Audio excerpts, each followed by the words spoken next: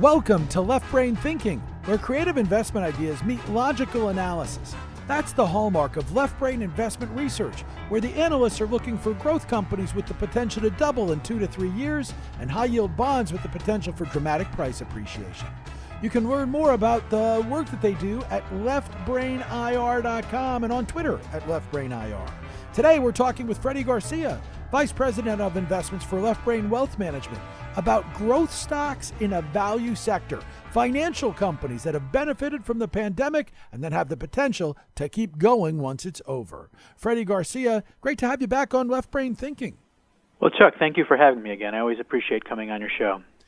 Growth stocks in a value sector. You know, there's been a lot of talk about how value has started to make a comeback or might be making a comeback. And at Left Brain, while we talk about you're looking for companies that are growing, it's not that you're wed to a growth style. You're kind of style agnostic. You're number specific and you're driven by the numbers. So we've got a value sector. Some people have said value investing's dead. Some people are saying, here it comes. It's about to come back. But for you, it's that value sector, but stocks that are growing within it.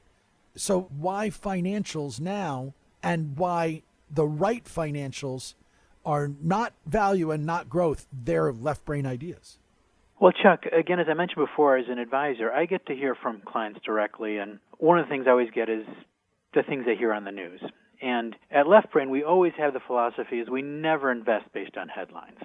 So the conversation I want to have with your viewers, and also that same conversation I have with our investors, is don't go based on headlines and don't go by what you hear in financial media outlets that just tell you, well, invest in value now because it's been beaten down so much and it's time for it to come back.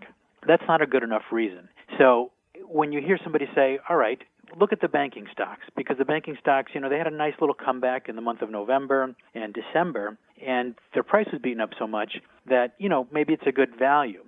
But when looking at value, you really have to look at what is the real true value.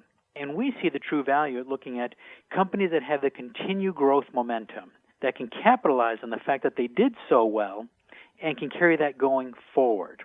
And there's two stocks particular that I'm going to say, if you're going to go ahead and look at the financial sector, don't just look at, you know, the banks because they're down.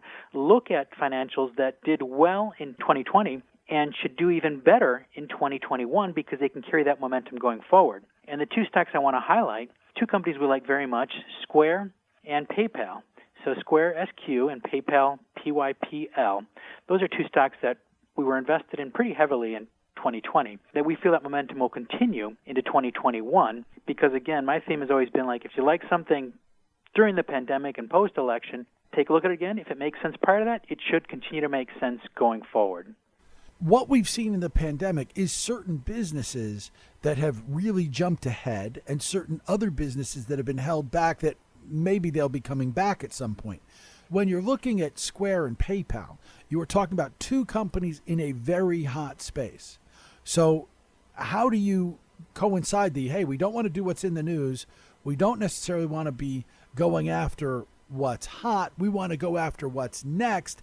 How do you differentiate what's hot, which is PayPal and Square, from what's next, which is also PayPal and Square? Well, those two companies have the availability that, yes, they were the hot stocks and, you know, finishing off the year very strong with pretty high returns. You know, Square being over 246% year to date and PayPal almost being 100% return year to date. Now, that is the hot stock. But the thing we like about these companies when we analyze a company is what can they do next? Both of them have strong leadership, great CEOs on both fronts, and forward thinking as far as what to do with the success they had this year, how to carry that in 2021. They're both developing apps that can carry on in this cashless society payment that we've moved to. Both got hit with the pandemic. Even Square took a hit, and they still managed to rise above that. So even with taking a hit, imagine as businesses start to reopen next year and the e-commerce platform gets even bigger, what type of impact that will have with Square. If they had to deal with this dilemma last year, imagine going forward next year as everything reopens and more businesses continue to use their platform. Same thing with PayPal. You know, they took all the cash they made and continue to develop new apps to further, you know, again, we're basically going into a cashless society here, and both those two companies are very much leaders in this space. And their market cap is much bigger than the potential that each company has capped yet. So they still have a lot of growth potential because of that, because they're just now touching the surface on this stuff, and the space is getting bigger. The space is getting bigger, but you also have two companies in that space, two big players in that space. Right. Do you want to own both? Is it a case of pick one for your portfolio, or this is a case of as long as they both have the right metrics, I'm going to own both side by side? Yeah, I would say both. And again, they are both big players in the space, but both of them are using their cash very effectively. Square deals a lot with the merchant processing. PayPal, again, dealing a lot with cashless and development of more apps in that space. So I would say both complement each other, and we like both, so we're going to stick with both going forward. In terms of the rest of the space, like we said, it's considered a value area, financials in general. Are there other financials that you just can't get into? The banks, things along those lines? They may be recovering slightly, but they don't have the right metrics? It's not so much that they don't have the right metrics at times. It's the fact that you take two companies that had some great success, they're going to have a very strong competitive advantage going into next year. You know, the banks, they got beaten up a lot, but they don't have the competitive advantage that Square and PayPal do because, again, they get to re-implement all the cash they made last year, so they get to further separate themselves from their competitors. That's why we like those two so much, and that's why I'm very leery of going with the banks, because with the banks, it's just a play because their stock is down.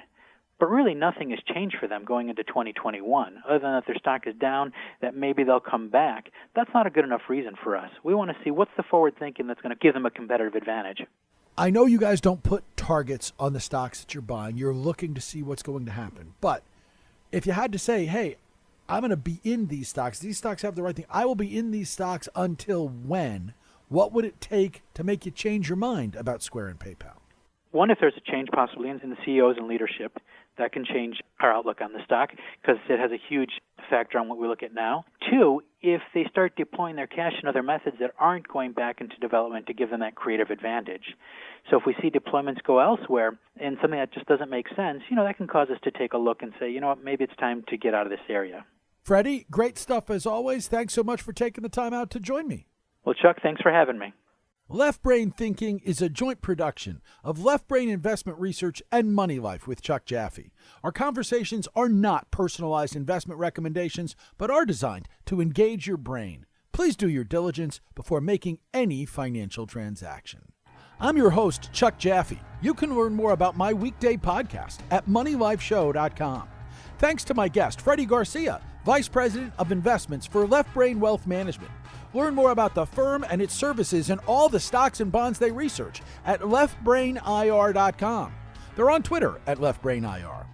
Left Brain Thinking is available every Wednesday. Find it and subscribe on your favorite podcast app and plan to put your Left Brain Thinking cap on every week. Until then, stay safe, everybody.